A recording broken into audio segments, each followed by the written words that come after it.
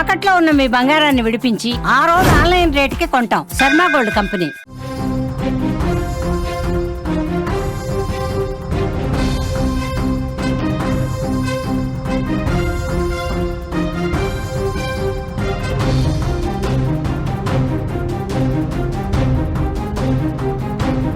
Breaking news చూస్తున్నాం. Pulivendula జెడ్పీటీసీకి repolling. 2 polling కేంద్రాలలో మళ్ళీ ఓటింగ్ జరుగుతోంది. అచ్చివెల్లి, కొత్తపల్లి కేంద్రాల్లో రీపోలింగ్. ఉదయం 7 నుంచి సాయంత్రం 5 వరకు పోలింగ్ జరుగుతుంది. ఘర్షణల కారణంగా ఎన్నికల కమిషన్ నిర్ణయం తీసుకుంది. వైఎస్ఆర్సీపీ కూటమి మధ్య పోరు మామూలుగా లేదు. ఎంపీ అవినాష్ రెడ్డి అరెస్టు ప్రభావం. ఒంటిమిట్ట కౌంటింగ్ రేపు ప్రారంభమవుతుంది. ఒంటిమిట్ట పులివెందుల జెడ్పీటీసీకి సంబంధించిన కౌంటింగ్ రేపు ఉంటుంది. ఎన్నికల కమిషన్ ఆదేశాల మేరకు పులివెందుల జెడ్పీటీసీ ఉప ఎన్నికల్లో 2 పోలింగ్ కేంద్రాల్లో రీపోలింగ్ జరుగుతుంది. 3వ పోలింగ్ కేంద్రం అచ్చివెల్లితో పాటు 14వ పోలింగ్ కేంద్రం కొత్తపల్లి. ఉదయం 7 నుంచే పోలింగ్ ప్రారంభమైంది. సాయంత్రం 5 వరకు జరుగుతుంది. ఘర్షణల కారణంగా, నిన్న ఉద్రిక్తతల కారణంగా ఈ 2 కేంద్రాల్లో మళ్ళీ పోలింగ్ నిర్వహించేందుకు అంతా సిద్ధమైంది. ప్రస్తుతం జరుగుతోంది. ఎంపీ అవినాష్ రెడ్డి అరెస్టు కావడం, ఓటర్ల నుంచి వచ్చిన ఫిర్యాదుల్ని పరిశీలించిన తర్వాత ఈ నిర్ణయం తీసుకున్నట్టుగా తెలుస్తోంది. ఈ 2 కేంద్రాల్లో తిరిగి పోలింగ్ జరగడం ఇప్పుడు అందరి దృష్టి ఆకర్షిస్తోంది. వైసీపీ అలాగే కూటమి మధ్య ఎంత హోరాహోరీగా నిన్న ఘర్షణ పూరిత వాతావరణంలో పోలింగ్ జరిగిందో మనం చూసాం. అవినాష్ రెడ్డి అరెస్ట్ కావటం, అరెస్ట్ అయిన తర్వాత ఆయన్ని వేరే ప్రాంతానికి తరలించడం, మళ్ళీ పోలీసులు కళ్ళు కప్పి ఆయన వైసీపీ కార్యాలయానికి రావటం, పోలీసులు అక్కడ వారితో చర్చించడం, తర్వాత వైసీపీ శ్రేణులు గొడవకు దిగటం, ఇవన్నీ కొంత ఉద్రిక్త పరిస్థితులు ఉన్నాయి. ఏవైతే 2 పోలింగ్ కేంద్రాలు ఉన్నాయో అక్కడ పెద్ద ఎత్తున కంప్లైంట్స్ కూడా వచ్చిన నేపథ్యంలో ఎన్నికల కమిషన్ ఈ డెసిషన్ తీసుకుంది. ఆ 2 పోలింగ్ కేంద్రాల్లో రీపోలింగ్ నిర్వహించేందుకు ఏర్పాట్లు కూడా చేసినటువంటి పరిస్థితి. ఇదే విషయానికి సంబంధించి మరింత లేటెస్ట్ ఇన్ఫర్మేషన్ తెలుసుకుందాం. మా ప్రతినిధి సుదర్శన్ పోలింగ్ కేంద్రాల దగ్గర నుంచి సిద్ధంగా ఉన్నారు డీటెయిల్స్ అందించడానికి. సుదర్శన్, ప్రస్తుతం అక్కడ ఎలా జరుగుతుంది?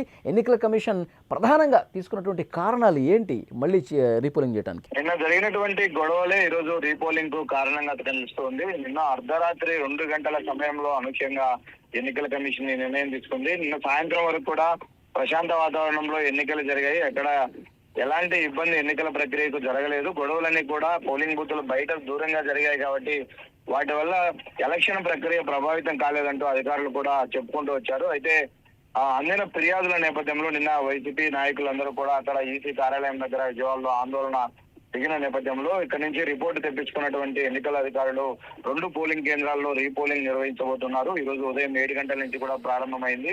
3వ పోలింగ్ కేంద్రం అచ్చవెల్లిలో ఉంటుంది. ఇక్కడ 492 ఓట్లు ఉన్నాయి. నిన్న 80%, 80.89% పోలింగ్ నమోదైంది. ఇప్పుడు ఈ రోజు అక్కడ కొత్తగా మళ్ళీ రీపోలింగ్ జరగబోతోంది.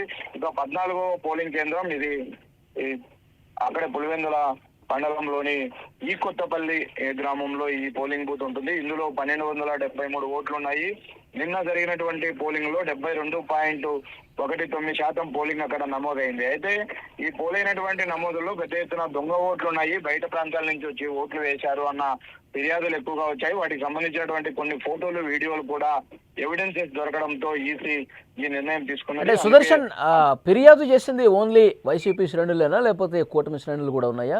నిజానికి ఫిర్యాదు చేసింది వైసీపీ నేతలే. మొదటి నుంచి కూడా జరుగుతున్న ఎన్నికల ప్రక్రియ సజావుగా జరగట్లేదు, ఏ బూత్ లో కూడా తమ ఏజెంట్లు లేరు, బయటికి పంపించేశారు, బయట వ్యక్తులు వచ్చి ఓట్లు వేస్తున్నారంటూ కూడా ఉదయం నుంచి పెద్ద ఎత్తున వైసీపీ శ్రేణులే ఆరోపణలు చేస్తూ వచ్చాయి. వాళ్ళ ఆరోపణలు పరిగణలోకి తీసుకోకపోగా పైన ఏవైతే ఎవిడెన్సెస్ ఉన్నాయో, స్పష్టమైనటువంటి ఆధారాలు ఎక్కడైతే సమర్పించారో ఆ పోలింగ్ కేంద్రాల్లోనే ఇది చేశారు. వైసీపీ వాళ్ళ ఫిర్యాదును కన్సిడర్ చేస్తే నిజానికి వాళ్ళు 15 పోలింగ్ కేంద్రాల్లో కూడా మళ్ళీ రీపోలింగ్ జరపాలి, వెబ్ కాస్టింగ్, వీడియో ఫుటేజ్ కూడా మొత్తం రిలీజ్ చేయాలి, క్యాండిడేట్ కు ఒక కాపీ ఇవ్వాలంటూ కూడా అవినాష్ రెడ్డి నిన్న డిమాండ్ చేసిన పరిస్థితి. కాకపోతే అక్కడ సరైన ఆధారాలు లేవు. ఈ 2 పోలింగ్ బూతుల్లో బయట వ్యక్తులు వచ్చి రిగ్ చేశారు, అక్రమ ఓట్లు పడ్డాయి అన్న ఆరోపణల నేపథ్యంలోనే ఈ 2 పోలింగ్ కేంద్రాల్లో రీపోలింగ్ కు ఎన్నికల కమిషన్ ఒప్పుకుంది. దానికి సంబంధించి ఎన్నికల ప్రక్రియ స్టార్ట్ అయింది. ఇది కూడా ఈ రోజు సాయంత్రం 5 గంటల వరకు జరగబోతుంది. రేపు యథావిధిగా ఈ 2 పోలింగ్ బూతుల్లో ఎన్నికల ప్రక్రియ ముగిసినాక వీటిని కలిపి రేపు కౌంటింగ్ ఒంటిమిట్ట, పులివెందులకు సంబంధించి కౌంటింగ్ కడపలో